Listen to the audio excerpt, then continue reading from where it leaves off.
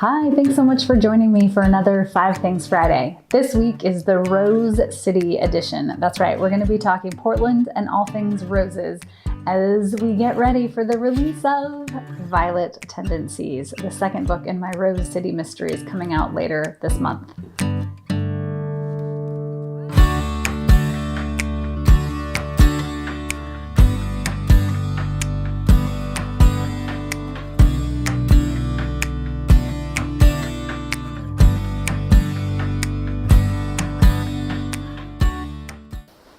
Number 1.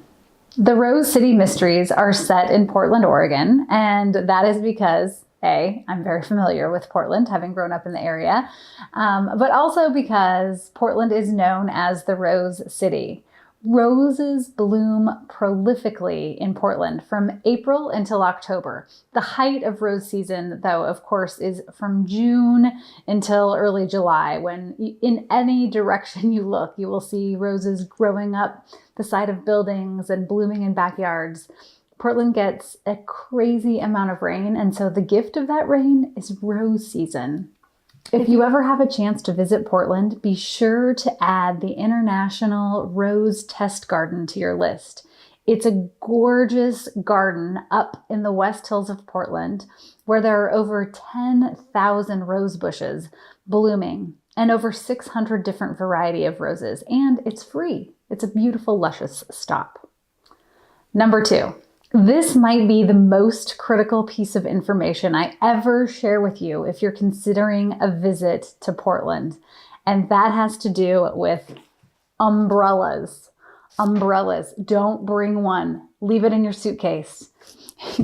When I was writing my very first book, Scene of the Climb, I was trying to figure out like a hook, an intro to the book, and I thought I would share this with you because it relates to this series as well.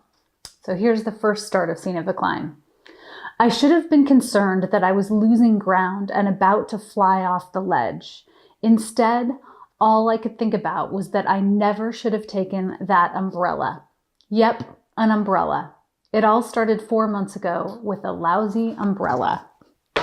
The thing is, Portland, like I said a minute ago, gets a crazy amount of rain, something like 256 days a year of rain.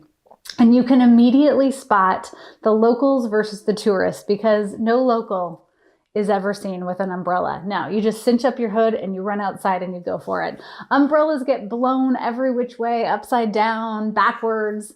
The fun thing was when I first started writing Scene of the Climb and it came out, I would get umbrellas from readers. I would show up at book events and readers would give me pink umbrellas. So if you need an umbrella, hit me up. But if you're visiting Portland, don't bring one. Just wear a coat.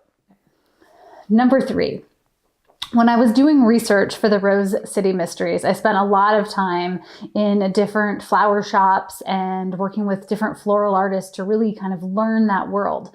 And one question that I would ask every time is, what do flowers pair well with?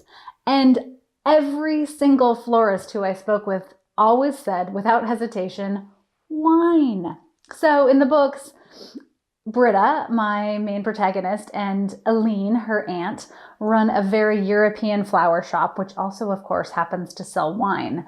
And I spent some time learning wine tips and tricks and interviewing some wine experts so that I would kind of get a sense of what that was like. And one of the funniest things that a wine expert told me when I was researching this book was, you can pair wines based on taste and maybe the fragrance of a flower, but you can also base it on color. Just like judging a book by its cover, you can judge a wine by its label. And so today I'm pairing this beautiful Chilean wine with my fall bouquet because look at how beautifully it pairs together. You don't need to know anything about wine. Just pick a lovely label and pair it with a beautiful arrangement of flowers and ta-da! Centerpiece solved.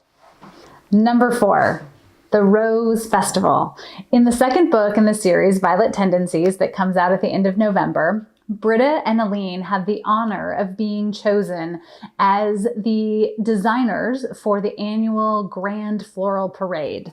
The Rose Festival really does take place in Portland every year. It is just everything you can imagine. Carnival rides on the waterfront and children's parades, dragon boat races on the Willamette River, a starlight parade, and then the Piece de Resistance, the Grand Floral Parade, where designers like Britta and Aline create these magnificent float structures, and then volunteers work tirelessly painting on flowers and seeds by hand.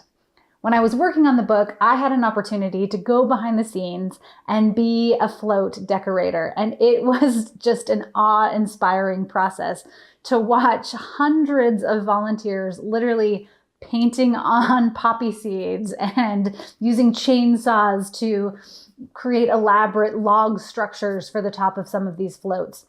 Every material used on each float has to be organic. So it could be seeds and nuts and berries and flowers, you name it. It was a great process. My arms were aching by the end of the day. I was covered in glue and seeds. And I have to tell you, the scaffolding and ladders that you have to use to climb up the floats were terrifying. Maybe even something for a future book. I don't know. We'll see. Number 5, the Rose City series was inspired by a world-renowned floral artist who happens to live in Portland, Françoise Weeks. I met Françoise 20 years ago when I was looking for a florist for my wedding, and I immediately fell in love with her European style. She has a very simple and yet such an elegant eye for design and flowers. And she has since gone on to become an incredible designer whose work is literally all over the world. She teaches classes in China and all over Europe and in Portland. And I was able to spend some time in her studio, and I can't wait to share that video with you soon. You'll get a glimpse into the world of her eye for creativity and pulling flowers and nature together to create rings and wreaths and centerpieces and anything else you can imagine. Spending time with Françoise, I took some workshops from her and some classes years ago on wreath making, really not only inspired the series, but it inspired me to try my hand at floral design. I learned that you do not have to be an expert. You can go to your garden and clip fresh roses to put in a vase on a table, or snip rosemary and build a simple wreath with some beautiful herbs. Flowers are meant to be experienced every day. It's that joy and that sharing of something beautiful that I want you to take away when you read this series, and I hope you will. Thanks so much for joining me on another 5 Things Friday. I'm so excited to share my new Rose City Mystery Series with you. And on that note, I have a fun giveaway this week.